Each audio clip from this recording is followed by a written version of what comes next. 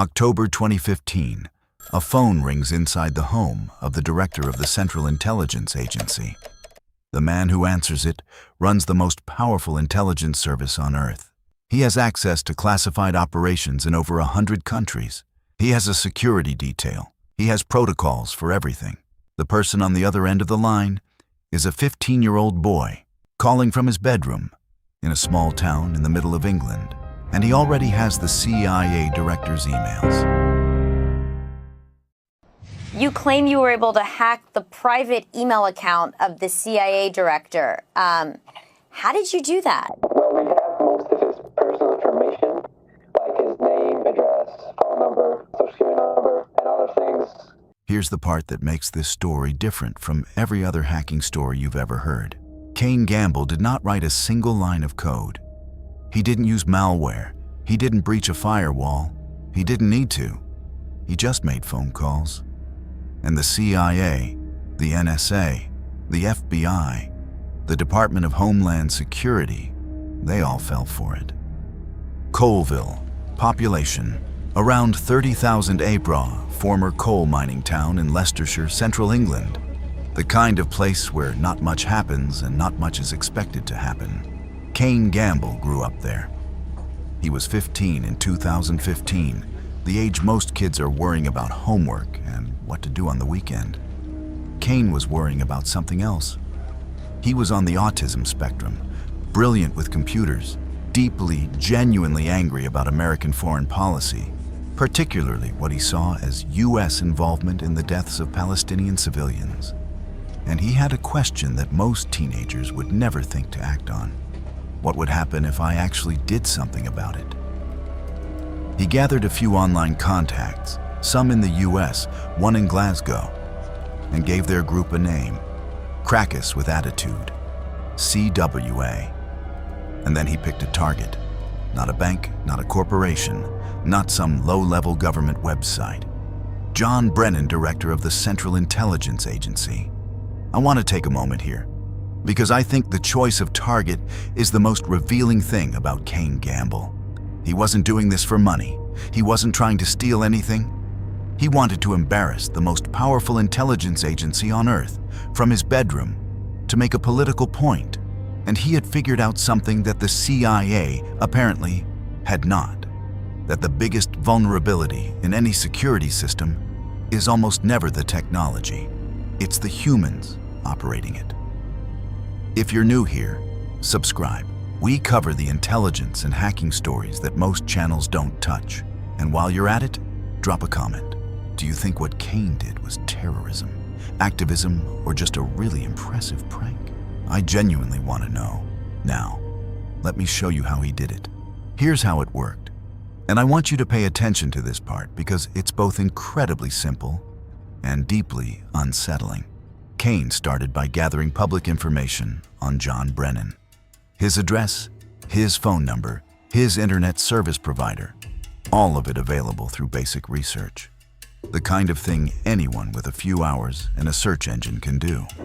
Then he called Verizon, impersonating a Verizon employee, and used that call to extract more personal details about Brennan's account.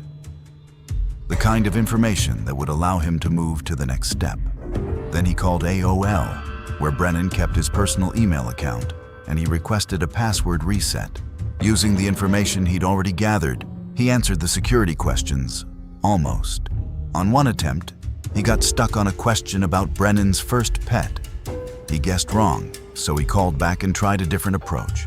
Eventually it worked. He was in. The director of the Central Intelligence Agency, the man responsible for the intelligence security of the United States, was using an AOL email account in 2015 with security questions that a 15-year-old could guess. This is what's known as social engineering. No code, no technical exploits, just manipulation, convincing humans to hand over information they're not supposed to hand over.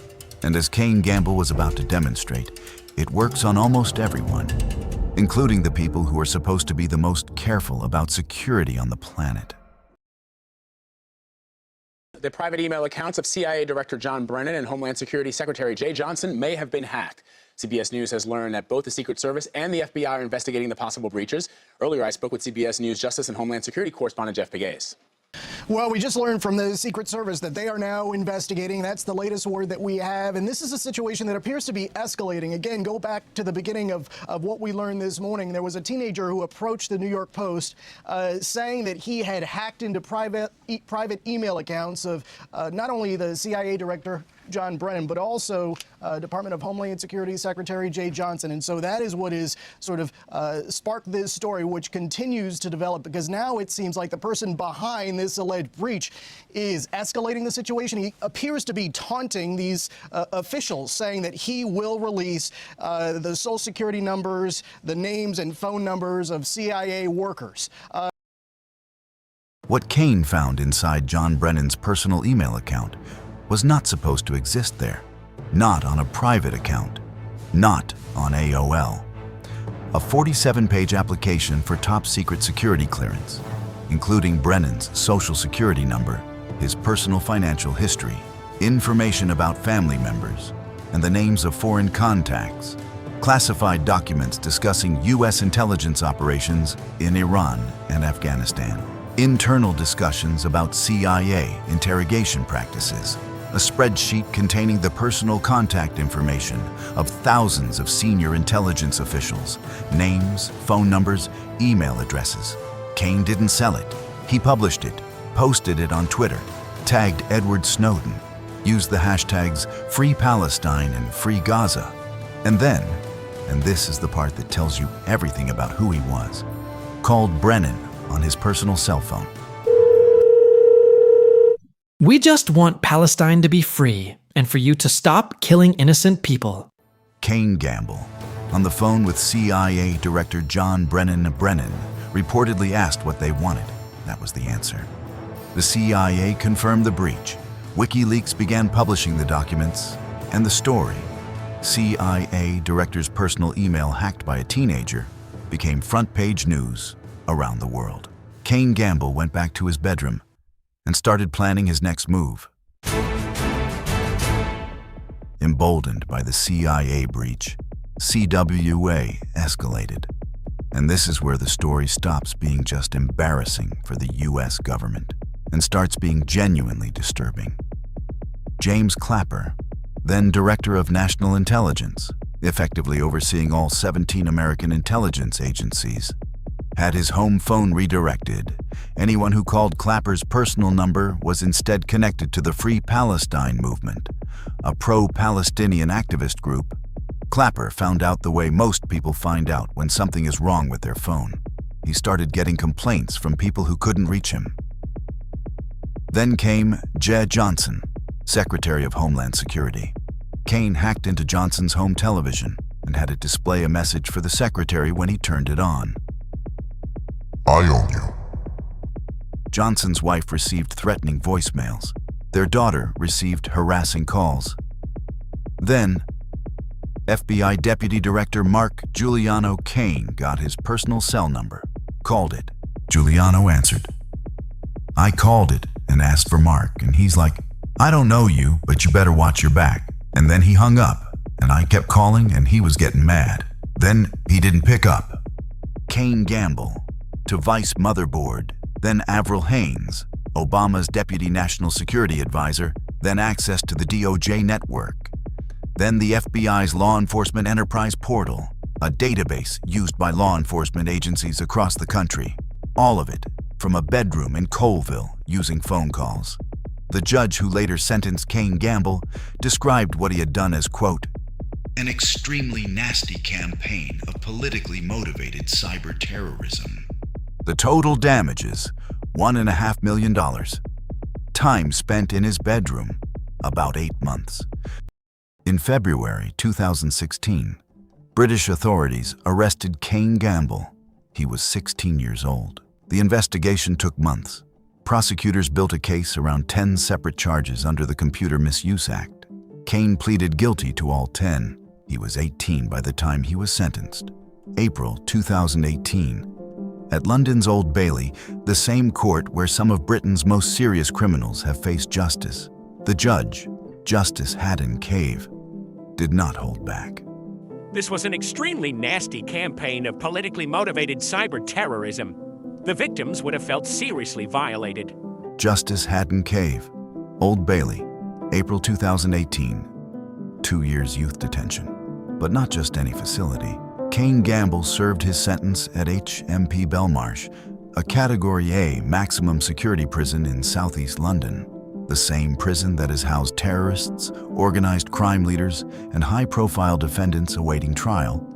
He went in at 18. His lawyer told the court that Kane was on the autism spectrum, that he had struggled socially throughout his life, that his obsessive focus on computers and his political convictions had combined in a way that spiraled far beyond what most people would imagine a teenager capable of.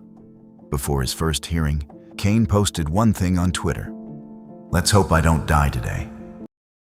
Secret Service is now investigating. Meanwhile, we have this person who says that he's behind it, threatening to release some names, social security numbers, and phone numbers of CIA workers. So that's what we have right now, Vlad. Jeff Pegues is reporting for us in Washington. Jeff, thank you very much.